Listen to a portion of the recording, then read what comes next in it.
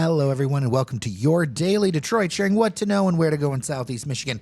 I am Jer Stays, coming to you from our studio at Tech Town in the Paris of the Midwest. That is Detroit. Joining me to my left is none other than the Prince of Brightmoor himself, Norris Howard. How are you? What's going on, everybody? I am happy to be back once again and having a chance to chat with you, Jer Stays. We are unraptured. We are unraptured. We have made it 24 hours still here on planet Earth. So I guess that means it's time for the mark of the beast. And all the rest of the stuff is the seals have opened and we are now in the apocalypse. So here we are. Well, listen, during the apocalypse, apparently the Lions win. So I'm down. You know what? Maybe this is how we know truly the world is ending, because they looked like they were a Super Bowl caliber team last night. That was the other night, I should say. Yeah, that was a beautiful thing to see. We're going to talk to Fletcher Sharp at some point about this.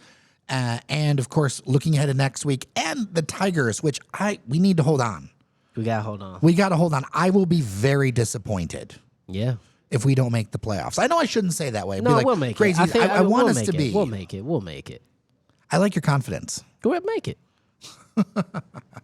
Let's get into some stories around town. Making statewide news local, Belle Isle may temporarily close as Michigan lawmakers race against an October 1st budget deadline. The State House budget proposal would slash more than $10 million from the Department of Natural Resources, Parks, and Recreation Division, eliminating 136 jobs statewide. DNR officials warn these cuts could mean fewer rangers, slower response times, and a diminished visitor experience at Belle Isle, among other state parks. The proposed cuts would directly impact Belle Isle's nearly $3 million annual budget. Basically, there needs to be a deal in order for this to not happen.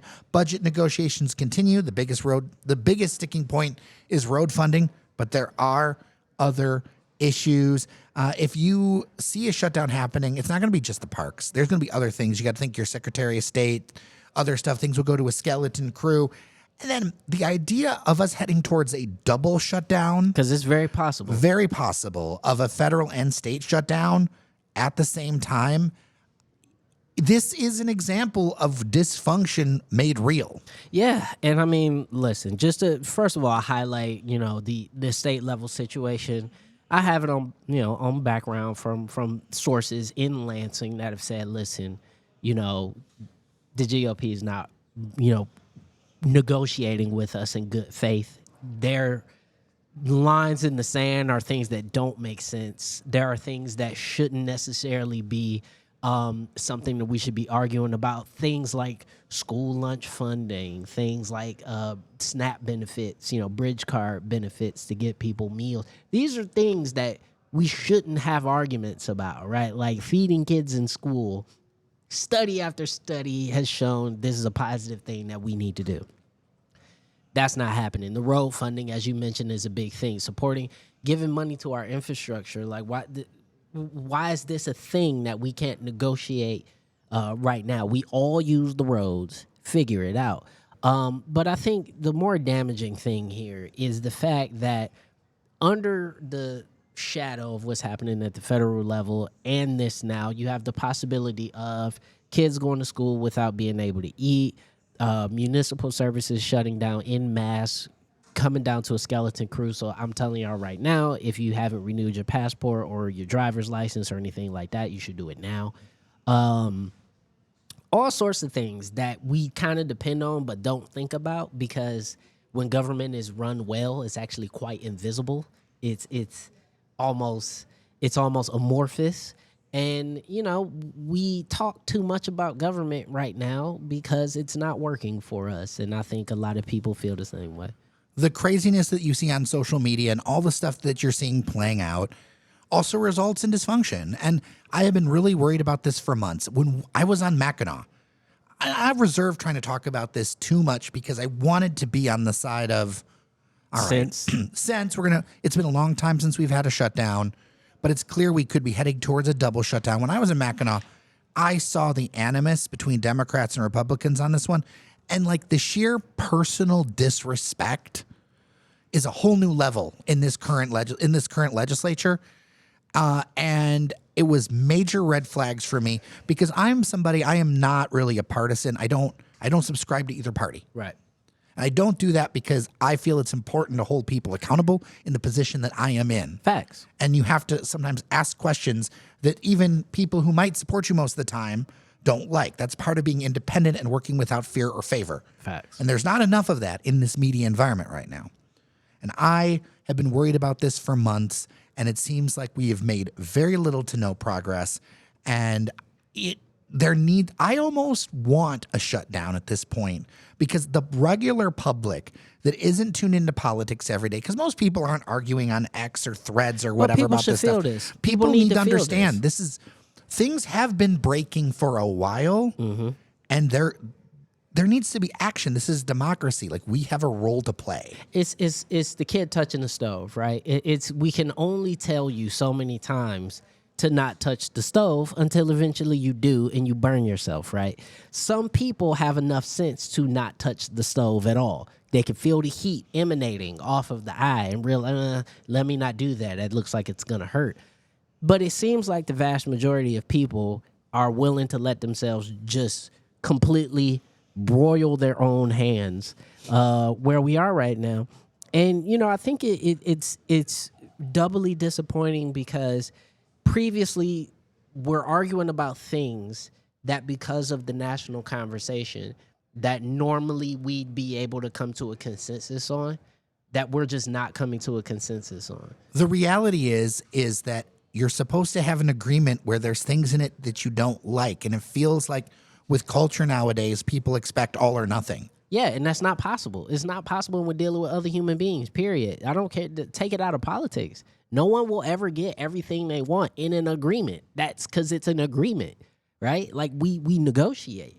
And so, I look at this and I go, previously we have always been able to come to the table to fund law enforcement. We've always been able to come to the table to fund schools. We've always been able to come to the table to fund a myriad of things. And it seems like now those are lines in the sand from, one side of the aisle that, they know for a fact no Democrat right now is going to vote to take money away from free school lunches.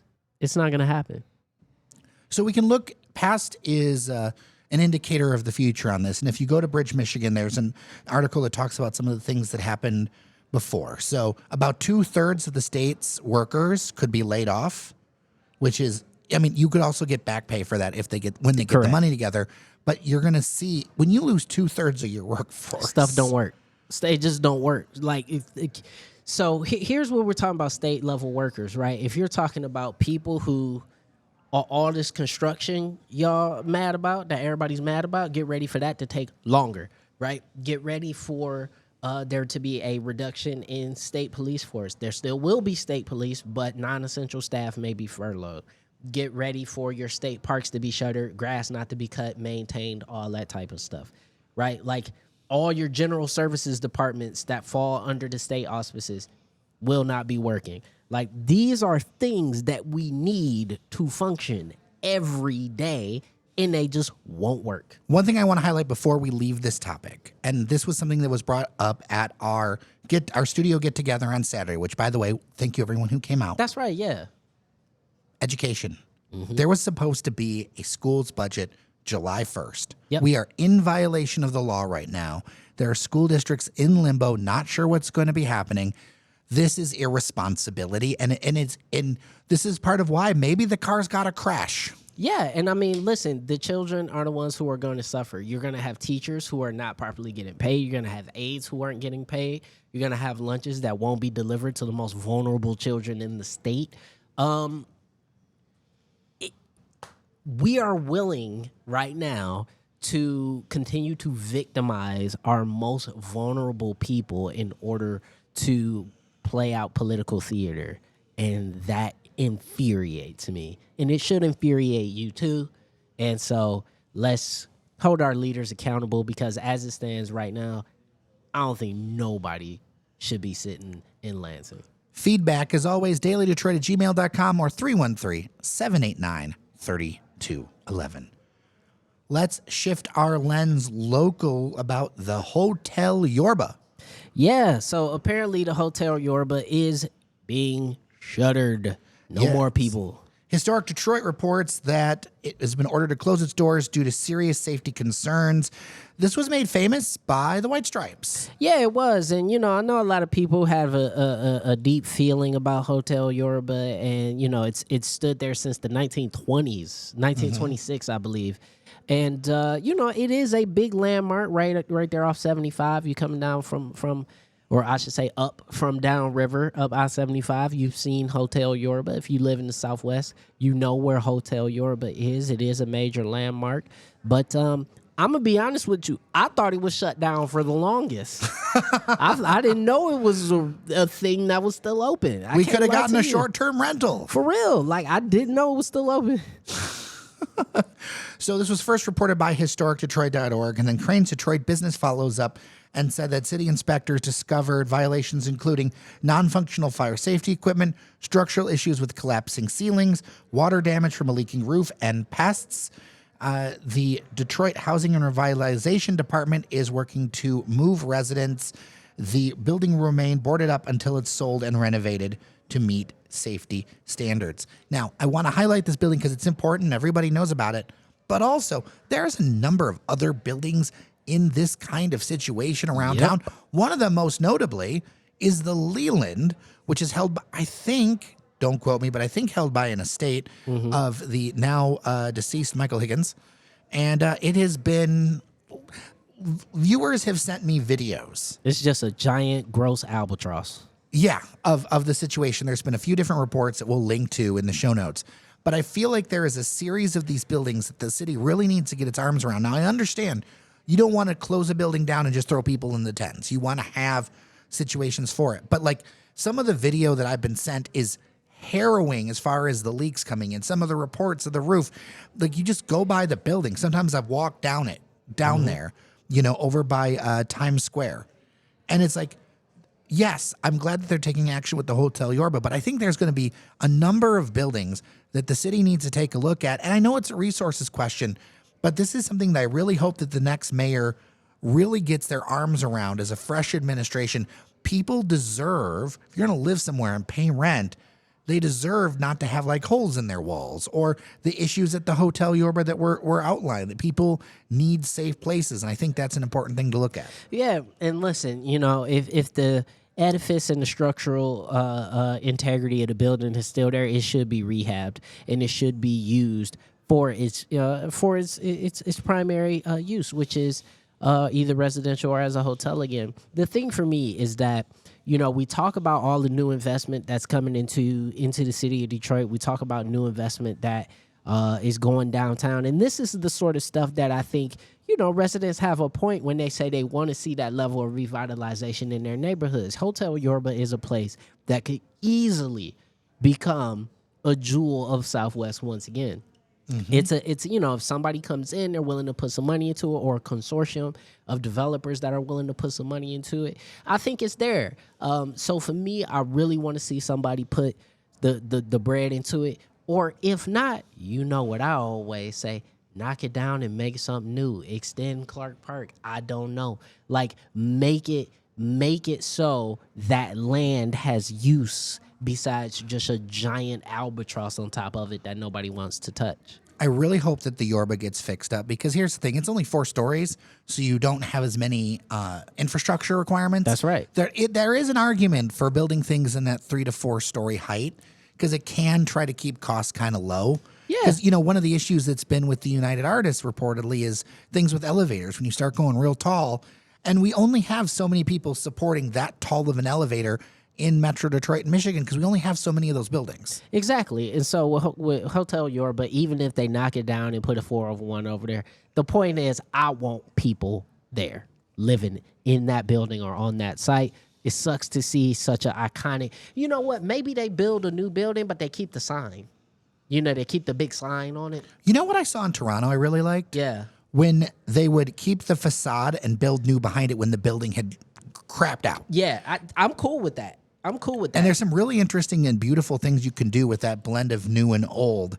that you could, that, you know, there's the beginnings of what that could be actually in Grand Circus Park in downtown Detroit on Adams. Yep. That is something that, you know, go check it out. That's been in a bunch. It was in the Chrysler commercial. The shame is that they haven't moved on it. They didn't finish The it. shame that they have not finished. There's still just an empty lot back there. I want to see more stuff like that. But I would love to hear what you all think. Is there a building that you want to focus on? You know who does really good reporting around that is our friends at Outlier Media. That's right. But if there's something like that, let us know. dailydetroit@gmail.com.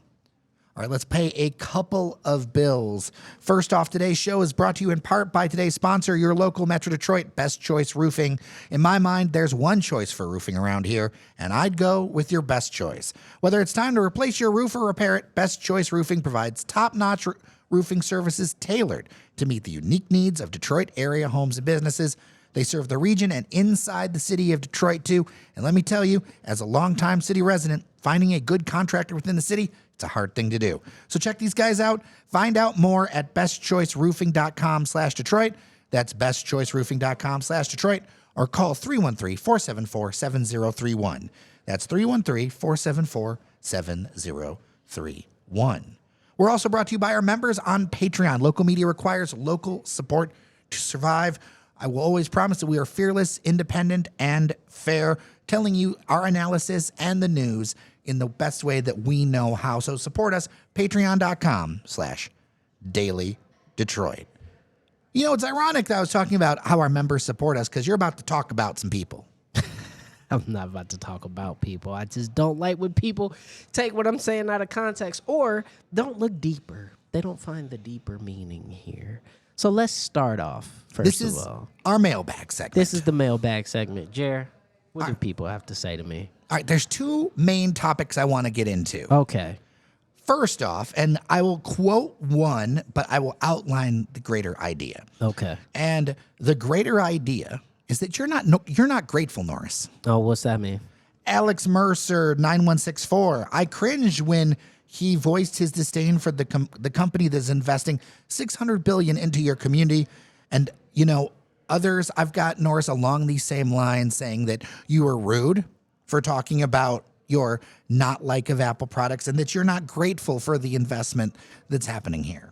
First of all, This is, by the way, this is in reference to our Friday episode. Yes, of where the we were live recording in Parker's Alley. That was a lot of fun. That video did really well for us. Did very well. No, it was fine. And listen, let me tell you, I appreciate the investment. I don't have to like the products, and that's what I'm talking about. I don't like the products. I don't like how they're built. I don't like how they're sourced.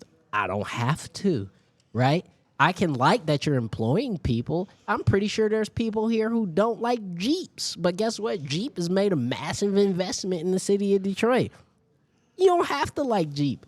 Let me just bring this to a larger concept that I think people have I think certain people have an issue with when I say this, all right? Investment in the city of Detroit is good. I want more investment in the city of Detroit. Every Detroiter is not going to like every investment, and they don't have to, and that's fine because everything is not made for everyone. I will probably never shop at that store, ever. I have no reason to. However, plenty of people will, and guess what? I'm happy for those people. So before you sit around and say, you should be grateful they're putting a store down there, you should be grateful I spent my time and thought on you, all right?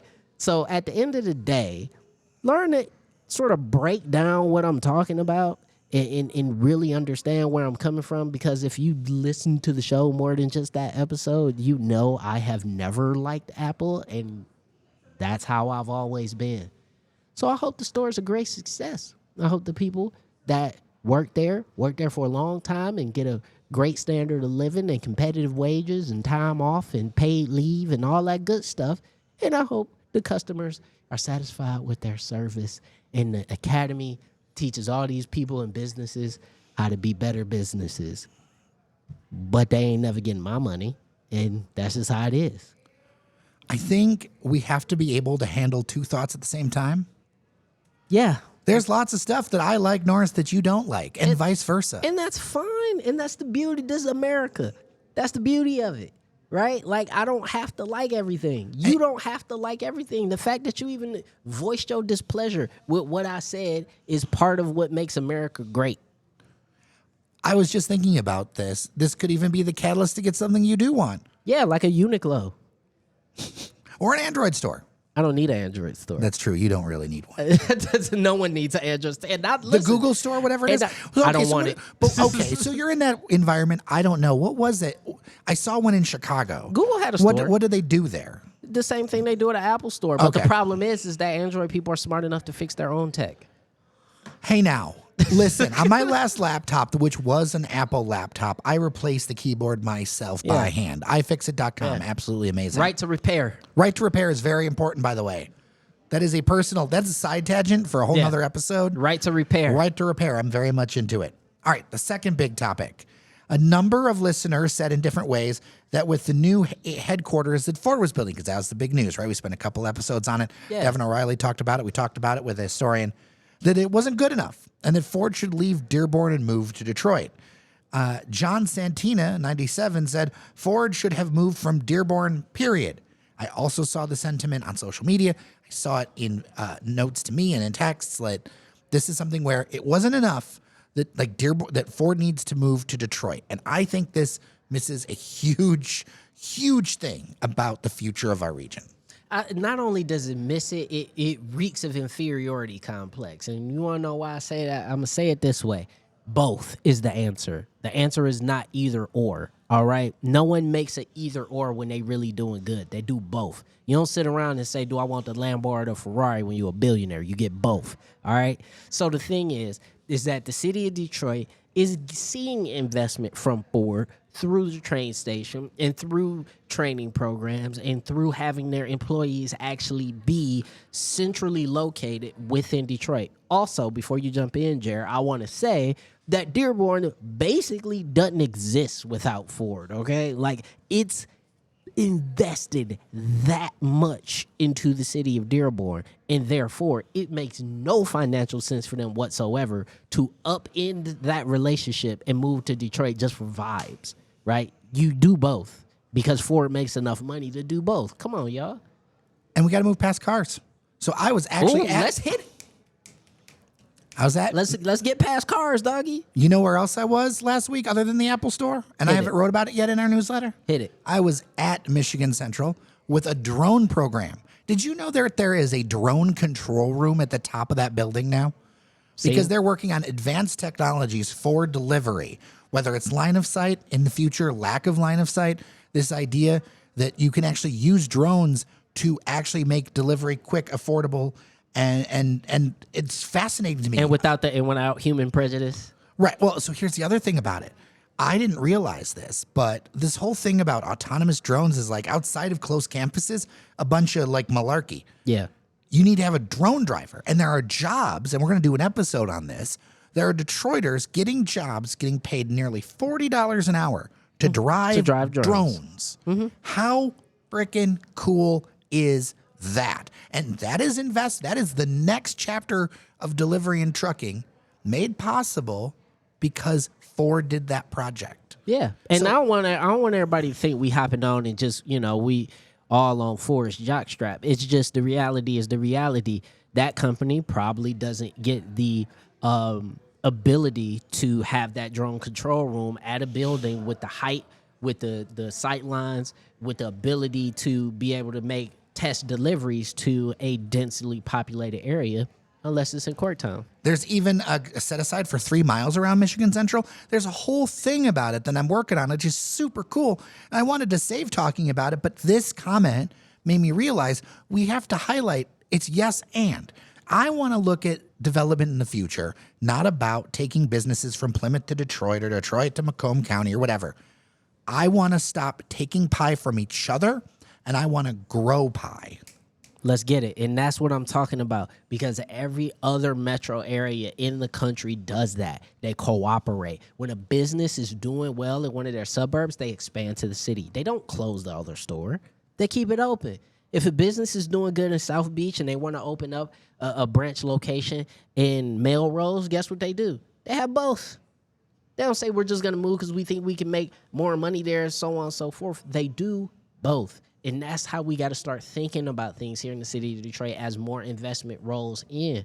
We cannot continue to pit suburb versus city, city versus city. We have to stop, because the more we do that, the more money and talent gets extracted out of this region, because people will move elsewhere to go to a city that functions better, that they don't have to pay as many taxes, that the schools are better, that the roads are better, that there's public transportation. None of that stuff happens if we sitting there talking about something. I don't want Dearborn to have 4. It needs to be in Detroit. It's never been in Detroit. Well, I mean, actually, no, has it? No. There's Highland Park. Now, they did do some of the first tests. They did were tests at here. So 2 things in Fort history. There is the Michigan building. That was the site of the first drive. The first drive, And yeah. then there was the track, but that wasn't Detroit at that time. Remember, there was a racetrack over there by Riverbend on Jefferson? The Riverbend Plaza. Yeah, that wasn't Detroit. No, that wasn't Detroit at the time. That Yeah. was in the township, or was it Fairview? I forget. But it wasn't officially Detroit at the time, is what I'm saying. I don't think Ford has ever had its headquarters within Detroit city borders. So I think I look at it as the yes and I really want our wider conversation to start to vision to the future. I know it's hard because we've only seen one thing for so long, but I want to see us looking forward, you know? Yeah, no, 1,000%. And look, the way I view it is this, is that I understand where you're coming from, because people want Detroit to win. They want Detroit to win so bad. But I'm telling y'all right now, Detroit cannot win without its neighbors. We won't. You see what happens to Detroit when its neighbors don't cooperate with it. And its neighbors can't win without Detroit. You know, Say it again. I've looked at the data. You look at the Tri-County area, Wayne, Oakland, Macomb. We've lost more than 775,000 people since 1970. Now, the region's been mostly flat, but why is that? Because now we're including so many more counties Yeah. that have spread out. The Tri-County area needs to lean on each other. This whole idea that we can be separate from each other is just dumb in the modern era. Yeah. So I get how you feel. I get how you got there, but we got to think bigger. And you know what? Not just bigger. We got to think stronger and with more confidence. Detroit got to puff his chest out a lot more and not just say, yeah, okay, you could be in Dearborn, but you ain't really doing nothing without being here too. That's how we got to frame it. You ain't doing nothing unless you here too. Yeah. Well, I'm looking forward to doing that report later. I'm very, very excited about it because I'm really curious about all the different applications. You think about those jobs. You think about stuff like delivery. One thing about delivery where it could be changing, and I know I'm sharing a lot early, but one thing that's game-changing about delivery in Metro Detroit, even in the more urban areas, and this is true in a lot of America, Detroit's not alone in this, the amount of time that it takes to drive to places with just to drop off a meal. Yeah. If you can go straight, or if you can do something where you don't have a car burning a ton of gas, traffic, everything else, makes a lot more sense. And just the revelations that I had around this are just so cool. I'm working on getting a couple CEOs in here. Also, a programming note, in about 3 weeks, we're going to be broadcasting live from Michigan Central for something very special. Yeah, it's going to be incredible, so stay on the lookout for more details of that. But, I agree with you. Listen, people have been flying drones for the military for the past 10, 15 years already. And it has been one of the most in-demand jobs, actually, from a military tech point of view. And now that tech is finally hitting the commercial sector, you're going to see a lot more jobs with that. So people are wondering, oh, my God, what's going to happen to the DoorDash drivers and all this other stuff? You know, when one door closes, a window opens. And so I think there are some people who will have opportunities as delivery drivers for drone delivery services. Why not? And honestly, it sounds like it's a lot more stable job. Sounds way more fun. Right? Way more fun. Because if you can sit there and lock in and like work a shift, you're always going to be busy. Yeah. You just be like, all right, bro, I'm locking in 8 hours of basically playing Ace Combat and flying a drone around Metro Detroit, dropping off various goods. Like, that sounds pretty cool, actually. All right. Well, for our podcast episode today, we are going to wrap it up. Thank you so much for listening. As always, if you've got feedback, dailydetroit@gmail.com. Thank you so much to our members on Patreon, patreon.com/dailydetroit. who keep this project going. And I am writing a regular newsletter now, too, as if I'm not doing enough, Norris Howard. Yeah, you do a lot. Listen, y'all, join the Patreon so we can help this man. Do you see all the stuff he gives you? Do you see all of the content you get from Daily Detroit? Out of the kindness of his heart, help this man and give to the Patreon, and also slide over to our website, dailydetroit.com. Follow us on all of our social medias, Daily Detroit on everything.